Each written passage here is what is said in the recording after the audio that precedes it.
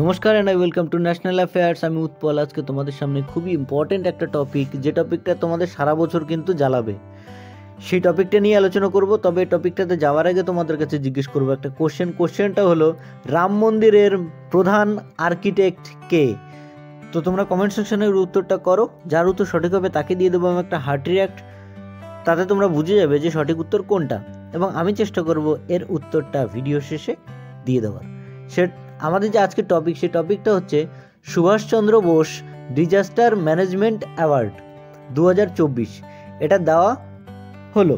তো আমরা সবাই জানি যে 23শে জানুয়ারির দিন কিন্তু নেতাজি সুভাষচন্দ্র বোসের জন্মদিন।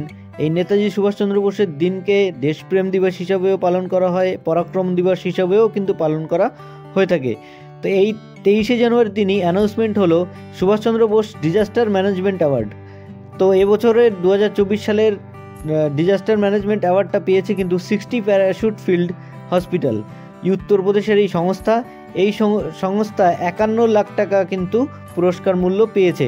যখন কোনো ব্যক্তিকে এই অ্যাওয়ার্ডটা দেওয়া হয় তখন সে কিন্তু 5 লাখ টাকা পায়, কিন্তু যখন কোনো সংস্থাকে এই অ্যাওয়ার্ডটা দেওয়া হয় তখন কিন্তু তারা 51 লাখ টাকা পায়।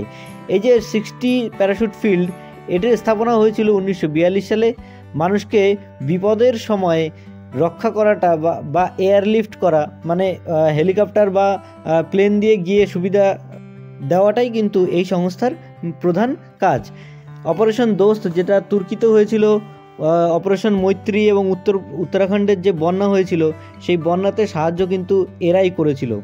ঠিক আছে, তো এবার আমরা চলে যাবো আমাদের কোশ্চেনটাতে। কোশ্চেনটা ছিল, who is the architect of Ayodhya Ram মন্দির?